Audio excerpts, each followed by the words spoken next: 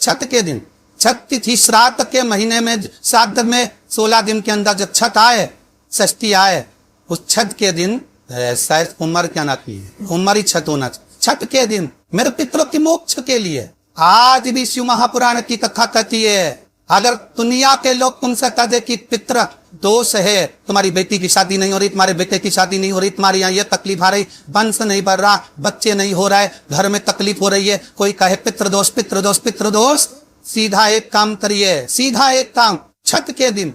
अभी ये शायद चतुर्थी या तीज होना चाहिए, चतुर्थी हो, छठ के दिन, छठ तिथि श्राद्ध के महीने में, श्राद्ध में 16 दिन के अंदर जब छठ आए, षष्ठी आए, उस छठ के दिन शायद उम्र क्या ना थी उम्र ही छठ होना चाहिए। छठ के दिन गंगा जल एक कटोरी में रख लो,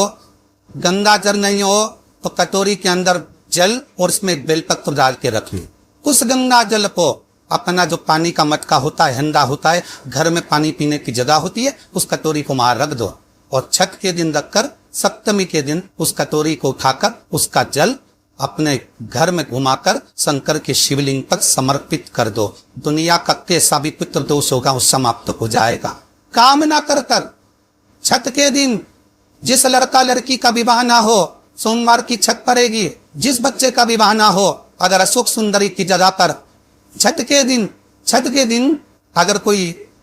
लड़का लड़की का विवाह नहीं हो रहा है, शादी ना हो रहा है, तो उसके लिए छठ के दिन अशोक सुंदरी वाली जगह पर एक लाल फूल और शंकर जी के शिवलिंग पर एक सफेद पुष्प चढ़ाकर 5 बेलपत्र समर्पित कर कर 1 लोटा जल अपनी कामना कर कर चढ़ाओ और जो बेलपत्री चढ़ाई है उसमें से 1 बेलपत्री उठाकर ले आओ।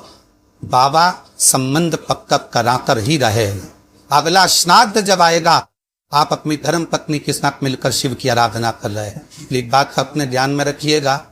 जिस समय पर आपको लगे कि कोई समस्या बहुत बड़ी आके खड़ी हो गई है, बहुत बड़ी समस्या है, आपकी दृष्टि में लग रहा है कि आपको ये समस्या बहुत बड़ी है,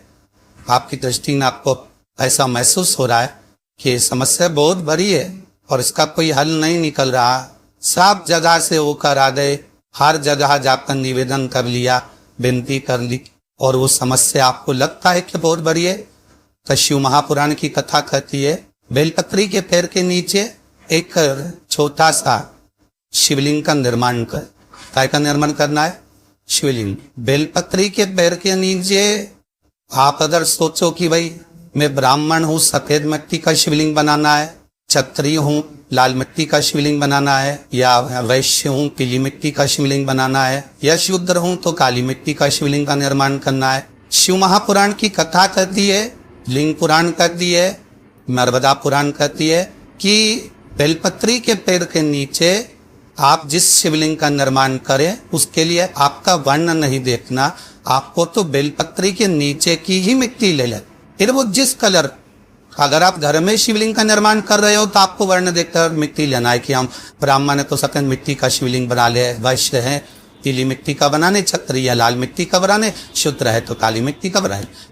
पर अगर कोई समस्या बड़ी दिक्कत है और आपको लगता है कि इसका कोई हल नजर नहीं आ रहा, इसका कोई हल ही नहीं दिख रहा, पर ऐसा लग रहा है कि ये उलझते जा रही बुद्धि, अब सुलझना नहीं है, अब उलझते और लगे कि अब ये सुलझना नहीं है और अब ये